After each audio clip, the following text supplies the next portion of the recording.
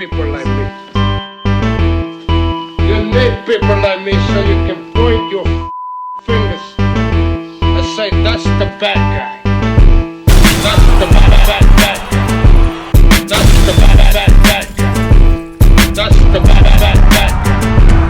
That's the bad guy.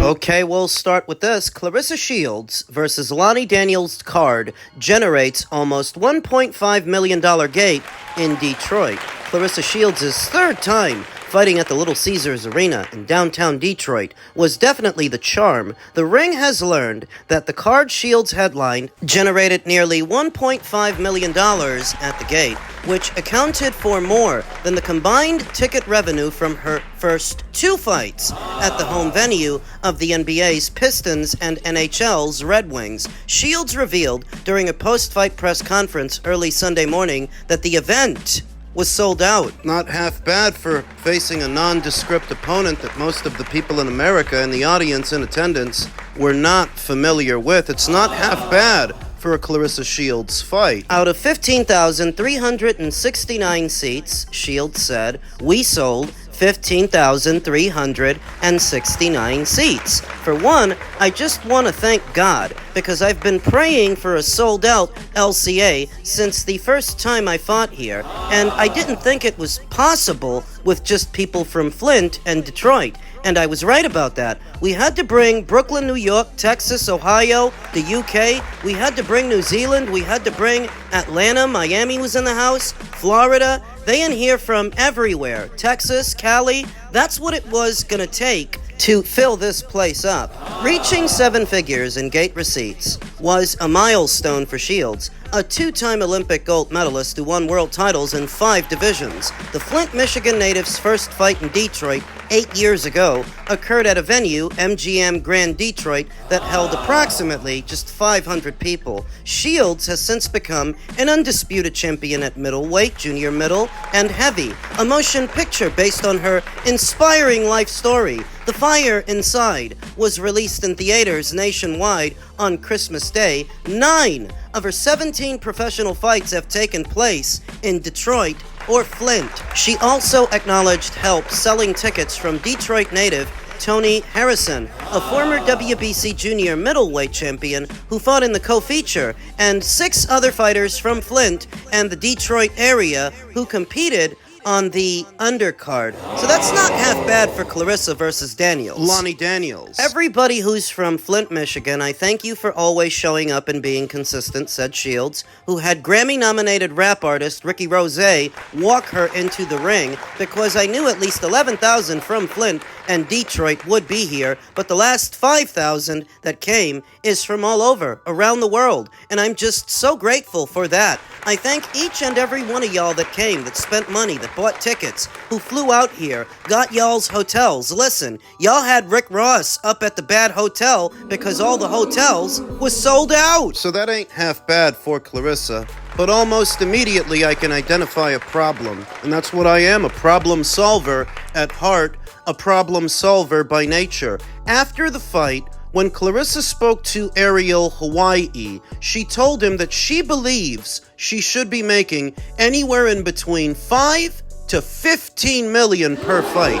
And you're not going to get there doing a gate like this with an opponent like this. And even worse, that there are no high-profile opponents in between heavyweight and light heavyweight.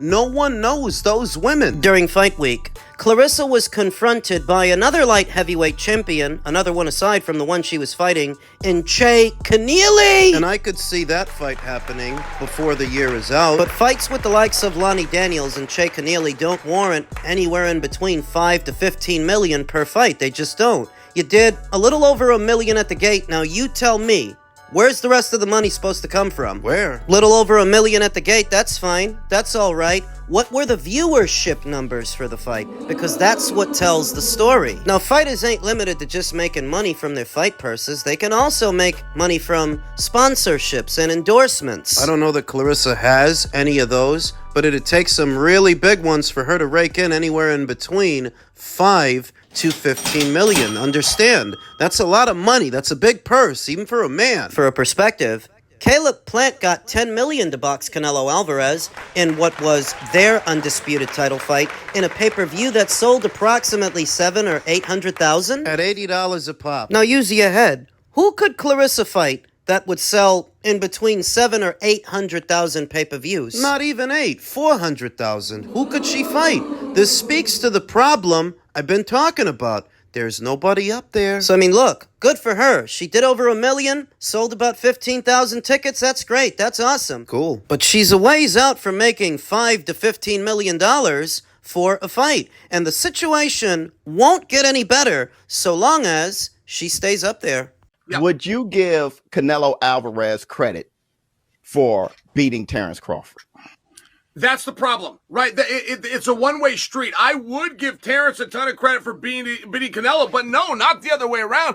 Canelo's got a hard time even calling for the fight. You think Canelo getting called out by the smaller guy and turning down a big money fight? He hates that, but you can't call out the littler guy. You can't tell a dude, come up here and spot me 30 pounds. By the way, I failed drug testing. You've never failed drug testing. I mean, you know how much different it is? You get a juiced up Canelo versus little skinny Terrence Crawford, who's made. Are we gonna relitigate Canelo Alvarez's drug test? Come on. I'm a drug user. I cheated sport plenty of times. I cheated those same commissions. This is not to relitigate. We know our own. I'm a cheater. I know a cheater when I see one. You heard it there. The bad guy himself, Sonnen, refuses to give Canelo Alvarez any credit if he wins next month because, in his opinion, Canelo's still on the sauce. He's on the juice. He would know because he used to be on the juice himself. He admitted it. And you see how blasé he was about it. Almost saying it in passing because he knows like I know like you know.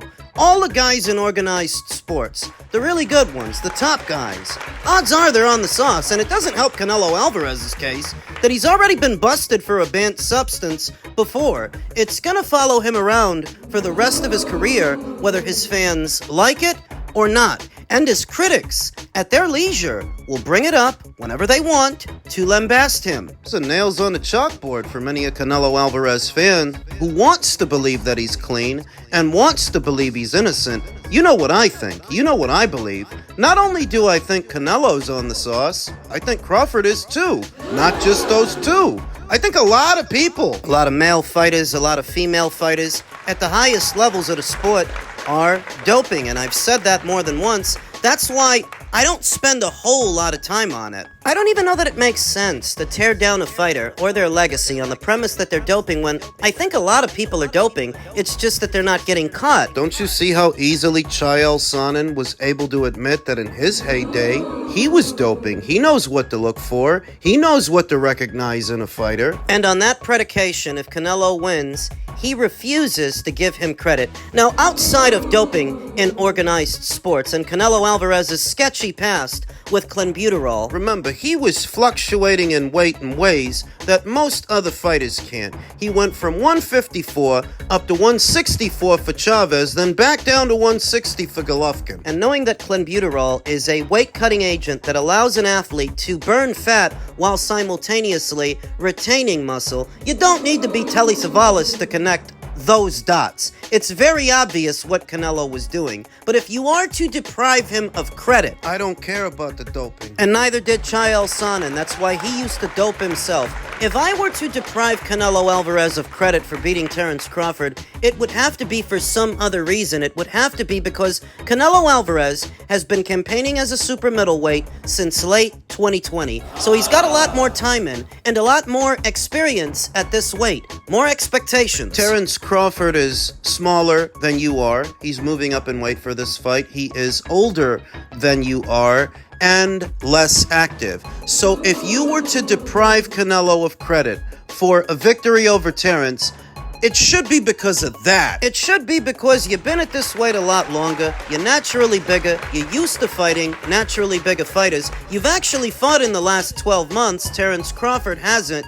so the least you can do is win. It's the very least you can do. The least you can do is knock this guy out. You have every conceivable advantage over Terence Crawford to where no one should be shouting from the rooftops if you beat him. Your fans, least of all, who are spending a lot of time tearing Terence Crawford down, shooting holes in his resume.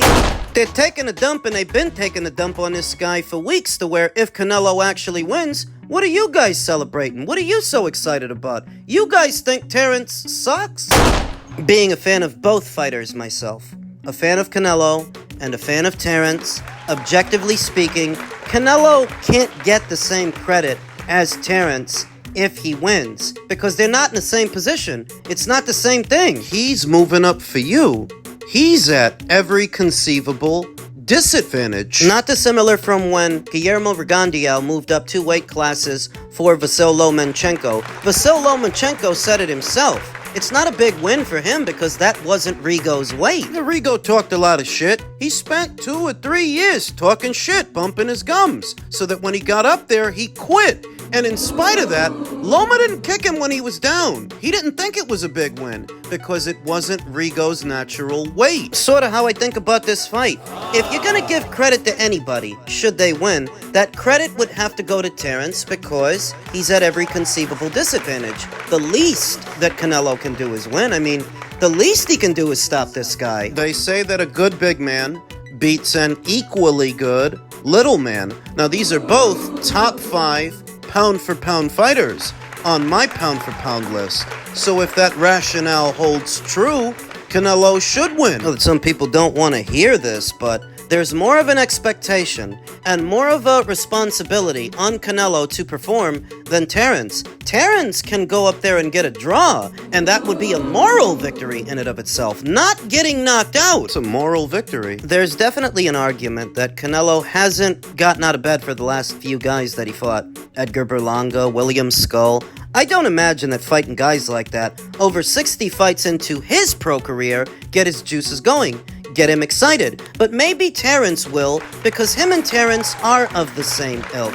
They're hyper-competitive fighters, 2 of the best of their era. So maybe he'll try a bit harder with Terence than he did with them, because if he doesn't, his reputation will take a serious hit. It's one thing for William Skull to fight to survive and go the distance, but if little old Terence at 37, going on 38 years old, jumping up 2 weight classes, if he goes the distance with you, I mean, if you don't stop this guy, those are very bad optics. In men's heavyweight news, according to Sky Sports, Alexander Usyk has not been in contact with his WBO mandatory challenger, former champion Joseph Parquier, to talk negotiations yet after a 30-day time limit was set over a week ago. This no contact has resulted in Team Parker believing that Usyk could be set to vacate or be stripped of his WBO title to avoid him, setting up a fight with Tyson Fury or Anthony Joshua instead. It's important to note that at this time, Tyson Fury has talked down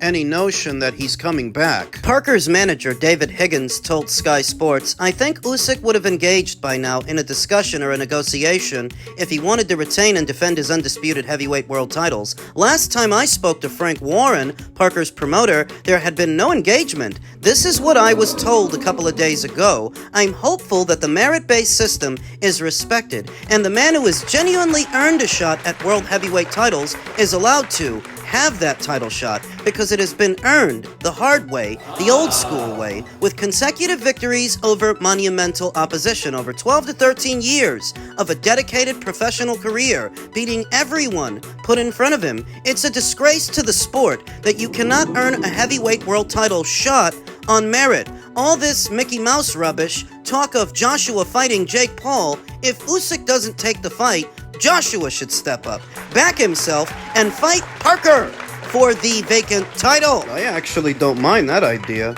Do a rematch for the WBO title. I like it. Joseph would rather fight Usyk and lose than get given a belt, added Higgins. But you've got to take what comes to you in this sport. I guess we would appeal to Alexander Usyk because he is a merit-worthy fighter who also built his way up the hard way, winning Olympic gold, working his way up the cruiserweight division, whitewashing every heavyweight. You would think that Usyk himself would recognize that Parker earned his shot at the title.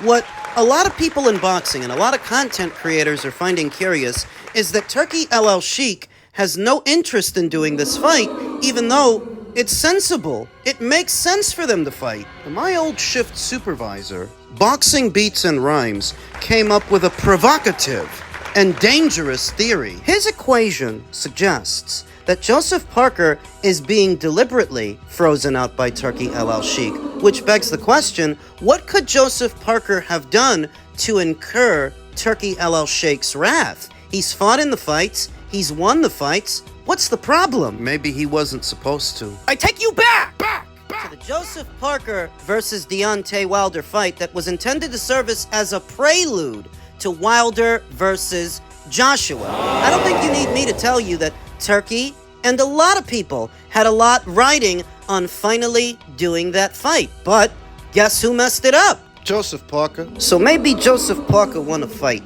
that he wasn't supposed to win, because I remember going into the Wilder fight, he was the underdog. It was widely perceived that Wilder would knock him out and go straight into the Joshua fight, but that didn't happen. He wins a fight. Next thing you know, they put him in there with Zhilei Zhang. And you tell me if they were doing Joseph any favors, putting him in there with the big Chinaman. I don't think so. And based on Boxing Beats and Rhymes' thesis, one can now interpret that fight as penance, as punishment. You screwed the plans up with Wilder, now you gotta fight Chang. When's the Chang fight? That was another fight where some people, not me, but some others, they thought Chang would knock Joseph out. I didn't. I picked Joseph. But do you see what I'm getting at? So then he's supposed to go into the Daniel Dubois fight. Daniel Dubois becomes mysteriously ill. We still don't know what was wrong with him. He pulls out of that fight. Now this much you would have heard from me already. This much you would have heard from me months ago if you've been here on the channel, that I didn't believe Daniel was sick. I didn't believe Daniel was sick at all. I thought he's targeting a Usyk fight. What are we gonna roll the dice and do the dance with Joseph Parker for if Usyk is available? Let's go for that rematch. And that's what they did. What I didn't figure. Maybe Turki helped Daniel. Maybe Turki preferred that Daniel fight Usyk instead of Joseph, so they come up with some cockamamie story for Daniel to pull out. That's the perspective I didn't have. The perspective I got from Boxing Beats and Rhymes' postulation. I'm not comfortable talking about this. Is Joseph Parker being punished? Is he being deliberately frozen out by Turki El Sheikh? And is all of this penance for screwing up what was supposed to be Wilder versus Joshua? And Turki made that fight. Do you think he made that fight with the intention of Joseph winning? Do you think that crossed his mind? Or did he think that Joseph was just cannon fodder for Wilder, then on to the main course? Is he angry at Joseph? You know what he's not? He's not interested in doing Parker versus Usyk for whatever reason, even though it's one of the more sensible and sensical fights to make for the both of those guys. You can't say that Joseph didn't earn it. I like David Higgins' suggestion. If Usyk's not going to fight him, drop the belt, then let Joseph and Anthony fight again for it. I like that idea.